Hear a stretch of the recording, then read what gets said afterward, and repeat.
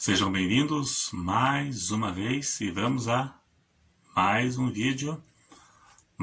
Que eu preparei nesse momento 5 perguntas que a Bíblia não tem respostas.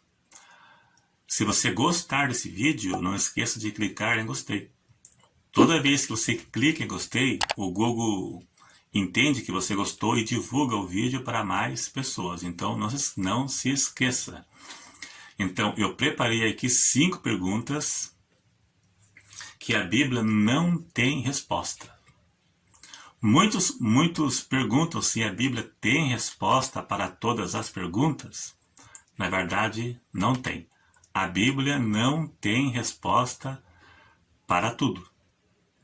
Em Deuteronômio 29, verso 29, lá diz que as coisas encobertas são para o nosso Deus.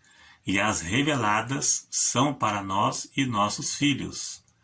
Sendo assim, fica claro que existem coisas encobertas, existem muitos mistérios que não nos foi revelado pela palavra.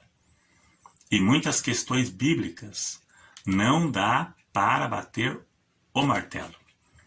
Na Bíblia existem muitos pontos de interrogação que não dá para bater o martelo. São baseados em hipóteses ou o mais provável. Talvez pode ser assim, talvez pode não ser, pode ser assim, né? Mas não dá para bater o martelo e dar a interpretação correta, afirmar de uma forma que possa ser assim. Mas temos a certeza que tudo o que é necessário para sermos salvos e andarmos em comunhão com Deus está explícito na Bíblia. Não há nada em oculto. Podemos dizer que é a lei moral de Deus. A lei moral, como não matarás, não furtarás, não adulterarás, e tudo que é necessário para a pessoa andar em comunhão com Deus. Então, muitas perguntas bíblicas não têm uma resposta exata, mas também não são regras de salvação. Seja qual for a resposta verdadeira, em nada influencia quanto à salvação da pessoa. Nem todo movimento religioso ou nem todas as igrejas têm a mesma linha de interpretação em certos assuntos da Bíblia, mas não são meios de salvação. Como, por exemplo, existem os pré-tribulacionistas e os pós-tribulacionistas. Né? Aqueles que acreditam que Jesus arrebatará a igreja antes da tribulação e aqueles que será depois. Aqueles que acreditam que o salvo passará pela tribulação e aqueles que acreditam que o salvo será arrebatado antes da tribulação. Mas seja qual for a resposta verdadeira, em nada influencia quanto à salvação.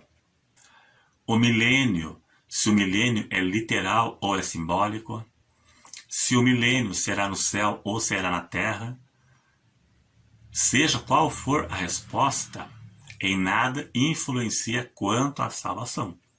Não é regra de salvação, não é meio de salvação, não é algo que você precise acertar para ser salvo. Vamos à primeira questão, então, que a Bíblia não tem uma resposta exata. Qual foi o sinal que Deus pôs em Caim? Qual foi o sinal? Gênesis 4, versos 14 e 15. Veja na sua tela. Eis que hoje me lanças da face da terra, e da tua face me esconderei, e serei fugitivo e errante na terra, e será que todo aquele que me achar me matará. Se referindo a Caim. O Senhor, porém, disse-lhe: portanto, qualquer que matar a Caim, 7 vezes será castigado. E pôs o Senhor um sinal em Caim, para que não o ferisse qualquer que o achasse. Provavelmente um sinal visível, para que ninguém o matasse. Um sinal que o identificasse e que soubesse, talvez, das consequências, caso alguém o matasse. A pessoa que o matasse saberia das consequências. Veja que tem um ponto de interrogação. Alguém que saberia da história de Caim e saberia também que este sinal seria para indicá-lo como o Caim. E se matasse, né, 7 vezes seria castigado. Qual seria esse sinal? Será que Deus carimbou a testa de Caim com ferro quente para que todos que ouvessem sabiam que era ele? Claro que é uma ironia, né? Claro, estou brincando, né? Mas qual será esse sinal? Não sei, ninguém sabe. Vamos para o segundo, então. Por que Satanás queria o corpo de Moisés? Judas 1, verso 9, fala sobre esta batalha. Veja na sua tela, vamos ler o texto para ficar mais fácil. Mas o arcanjo Miguel, quando contendia com o diabo e disputava a respeito do corpo de Moisés, não ousou pronunciar juízo de maldição contra ele, mas disse: o Senhor te repreenda. Veja que houve uma disputa pelo corpo de Moisés entre Miguel e Satanás. O que será que o diabo queria fazer com o corpo de Moisés? Eu penso assim, um pensamento meu, é uma hipótese, não batendo martelo. É que, pelo fato do povo de Israel ser idólatra, quem sabe se o diabo não iria pôr na cabeça do povo em idolatrá-lo. Tipo um santo de cemitério nos dias de hoje. Eles iriam transportar os restos mortais dele, né, e idolatrá-lo. Quem sabe? Só podia ser algo mais ou menos parecido. O que o diabo queria com o corpo? Depois o corpo ia entrar em decomposição. O que o diabo ia fazer com os ossos de Moisés? Será se Satanás iria mumificar o corpo de Moisés para pegar para ele? Né? E o que ele iria fazer com a múmia de Moisés, com o corpo dele, ou com os ossos de Moisés? Né? Nada. O corpo não interessa para ele. Fazer o que com o corpo de Moisés? O interesse do diabo seria destruir Moisés antes dele cumprir o plano que ele cumpriu. Moisés cumpriu seu papel. O que o diabo queria com o corpo dele? Com os ossos dele? Qual seria a finalidade dele? Ninguém soube onde foi a sepultura. O corpo foi escondido para que o povo não achasse o corpo dele. Pois a Bíblia, né, diz que nunca ninguém descobriu a sepultura de Moisés. Então Deus escondeu o corpo de Moisés justamente para Israel não achar o corpo dele. Porque quem sabe não faria um santo de cemitério como tem hoje aí. Né? O diabo não ia querer o corpo dele. O diabo ia introduzir coisas na mente dos israelitas. E isso é o mais provável que podemos achar. É uma hipótese. 3. Onde estava Daniel quando seus amigos foram lançados na fornalha? Seus 3 amigos foram lançados. Por que ele também não foi lançado? Será se ele também teria que ser lançado? Será se ele foi poupado? E qual será o motivo dele ser poupado? Será se ele estava viajando? Será se ele estava ausente? Eu já vi alguns teólogos dando alguma explicação. Claro que é uma hipótese, a Bíblia não diz, né? Então, quem sabe qual será o motivo? Com certeza tinha algum motivo, mas qual seria, né? 4. Quem são os 24 anciãos do Apocalipse? Ninguém sabe, não tem uma resposta exata. Eu vou ler aqui no comentário da Bíblia Pentecostal, que tem 2 hipóteses, pelo menos aqui. Capítulo 4 de Apocalipse. Aqui. A Bíblia Pentecostal. O comentarista escreveu assim, 2 hipóteses que ele deu. Uma, Apocalipse 4, verso 4.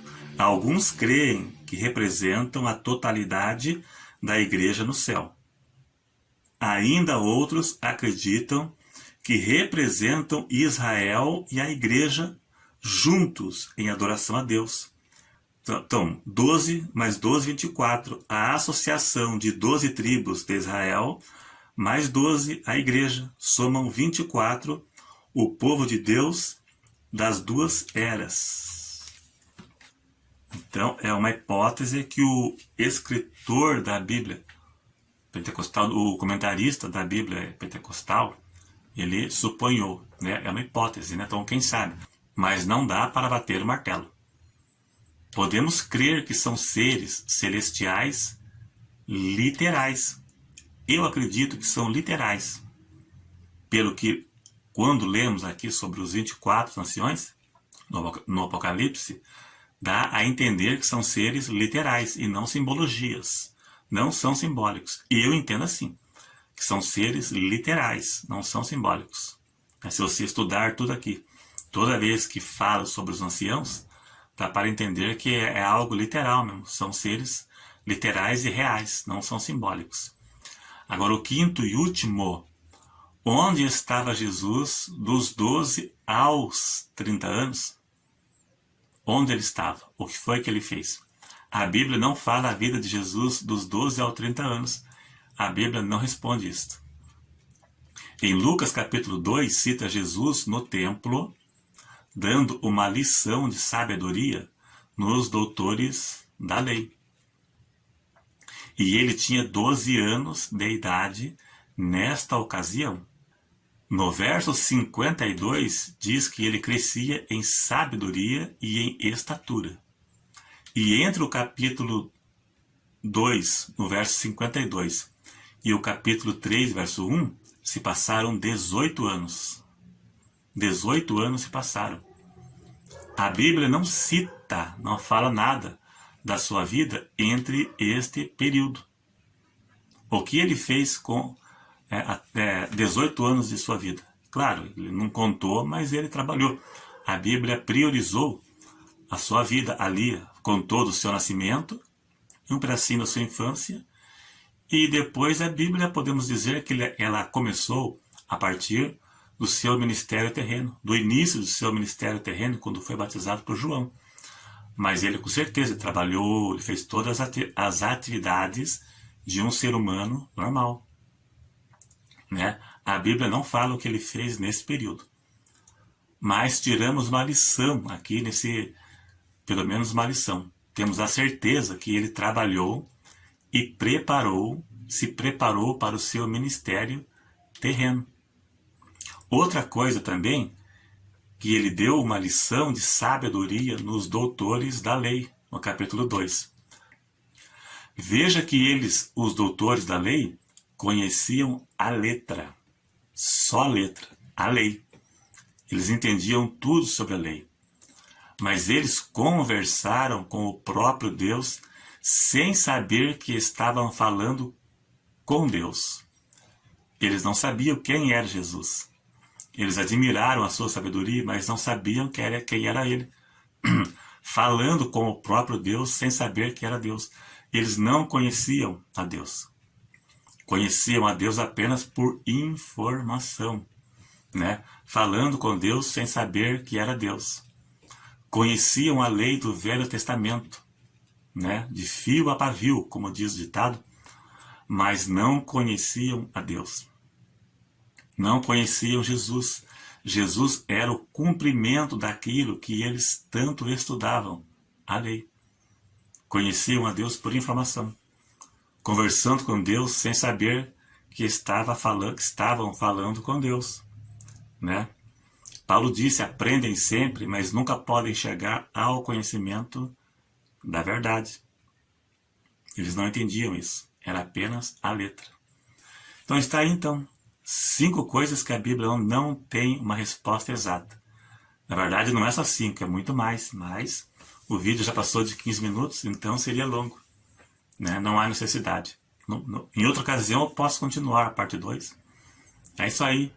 Se gostou, clique em gostei. Se você não é inscrito, se inscreva. E até o próximo.